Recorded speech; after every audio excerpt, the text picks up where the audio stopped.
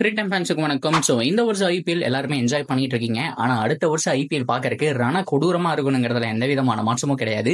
So MS Dhoni இவ்வளவு பெரிய பிரான்சைஸை வழி நடத்திட்டு இருந்த ஒரு தலைவன் இருக்க மாட்டாரு. அண்ட் ரோஹித் சர்மா வேறு இரு டீமுக்கு ஒப்பந்தமாக போறதா தகவல் அப்படிங்கறது வந்திருக்கு. சில பேர் உருட்டு அந்த மாதிரிலாம் சொல்லலாம். ஸோ எல்லாருமே செக் பண்ணி பாருங்க. மைக்கேல் வேகன் அவர் சொல்லியிருக்காரு. ஸோ அது மட்டும் இல்லாம டெல்லி கேபிட்டல்ஸோட சிஇஓ பார்த்தோம் அப்படின்னா ரோஹித் சர்மா கிட்ட சில விஷயங்கள் பேசியிருக்காரு. ஸோ இந்த விஷயங்கள் எல்லாமே தான் சோசியல் மீடியாவில் ரொம்ப வைரலா போயிட்டு இருக்கு. என்ன ஏது அப்படிங்கறத இந்த வீடியோல பார்த்து தெரிஞ்சுக்கலாம். அதுக்கு முன்னாடி ஃபர்ஸ்ட் டைம் சேனலுக்கு வரீங்கன்னா மறக்காம சப்ஸ்கிரைப் பண்ணி சப்போர்ட் பண்ணுங்க. அப்பதான் அப்டேட் எல்லாமே எங்களை வந்து சேரும். சரி வாங்க வீடியோக்குள்ள போலாம். ஸோ ஃபர்ஸ்ட் ஆஃப் ஆல் அடுத்த வருஷம் ஐபிஎல் பொறுத்த வரைக்கும் இன்னும் ஏகப்பட்ட மாற்றங்கள் இருக்க போகுது. ஸோ இப்போ என்ன பேசிட்டு இருக்காங்க, இப்போ என்ன சோசியல் மீடியாவில் போயிட்டு இருக்கு அப்படின்னா ரீடைன் பிளேயர்ஸோட லிஸ்ட், அதாவது 4 பிளேயர்ஸ் மட்டும் தான் நீங்க ரீடைன் பண்ண முடியும். இது வரைக்கும் ஆக்ஷன்ல அதுதான் காலங்காலமா நடந்துட்டு இருக்கு. ஸோ இது போக ஒரு சில டைம் வந்துட்டு ஆர்டிஎம் அப்படிங்கிற மாதிரி கார்டு வச்சிருந்தாங்க. நீங்க 4 பேரை ரீடைன் பண்ணிக்கலாம். ஆப்ஷன்ல போயிருந்தீங்க அப்படின்னா நீங்க இப்போ பிராவோ வராருன்னு வச்சுக்கோங்க, நீங்க சிஎஸ்கேன்னு வச்சுக்கலாம். அந்த பிராவோவை வேற ஏதாவது டீம் வாங்கிட்டாங்க ஒரு 5 கோடி அப்படின்னா அந்த 5 கோடியை கொடுத்து நீங்க அப்படியே ஆர்டிஎம் கார்டை யூஸ் பண்ணி நீங்க வாங்கிக்கலாம். அவங்க வாங்கின மாதிரி கணக்கு இருக்காது. இதுதான் ரைட் டு மேட்ச் கார்டு அப்படிங்கிற மாதிரி சொல்லுவாங்க.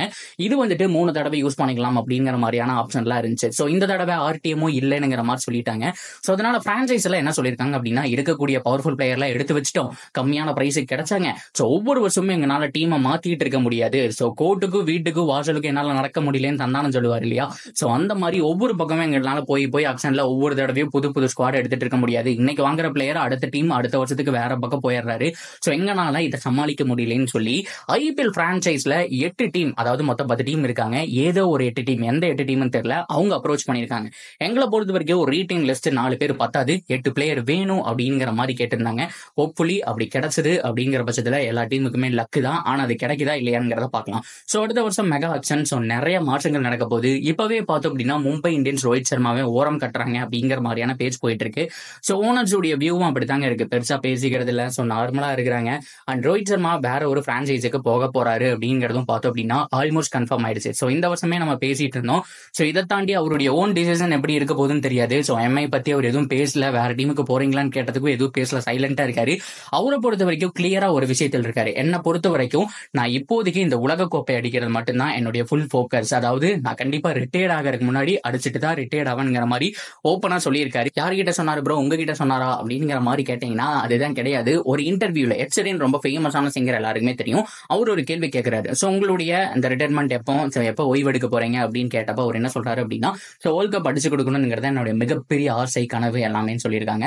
சோ அன்டில் நீங்க ரிட்டையர்ட் ஆகிறக்குள்ள இந்தியாவுக்கு வேர்ல்ட் கப் அடிச்சு கொடுத்துருவீங்களான்னு கேட்டா அடிச்சு கொடுத்துட்டு தான் என்னுடைய ரிட்டையர்மெண்ட் அப்படிங்கிற மாதிரி சொல்லியிருக்காரு.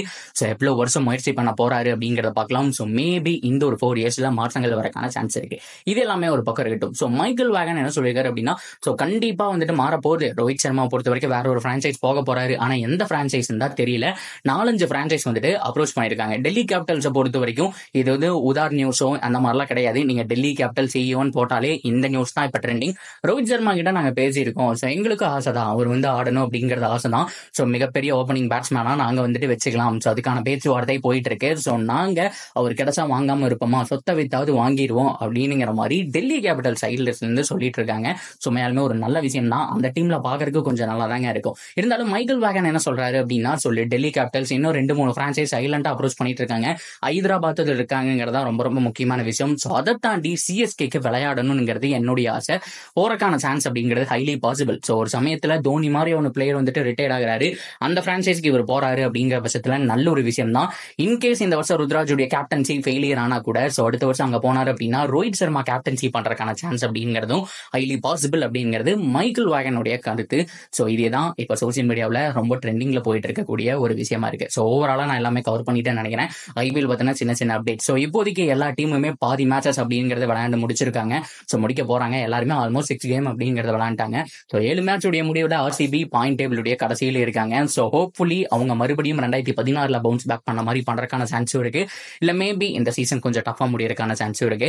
என்ன நடக்க போகுது அப்படிங்கறத வெயிட் பண்ணி பார்க்கலாம். சோ நீங்க என்ன நினைக்கிறீங்க? ரோஹித் சர்மா எந்த ஜெர்சியில பார்க்கணும், இல்ல ப்ரோ அவர் மும்பையிலேயே இருந்தாலும் சந்தோஷம் தான் அப்படின்னு நினைக்கிறீங்களா? சோ மும்பைக்குள்ள மறுபடியும் பிரிவினை இருக்க போதா, என்ன ஏது அப்படிங்கறத வந்துட்டு தாராளமா கமெண்ட் செக்ஷன்ல சொல்லுங்க. அண்ட் தொடர்ந்து அப்டேட்டுக்கு சேனலோட இணைஞ்சிருங்க. மறக்காம சப்ஸ்கிரைப் பண்ணி சப்போர்ட் பண்ணுங்க.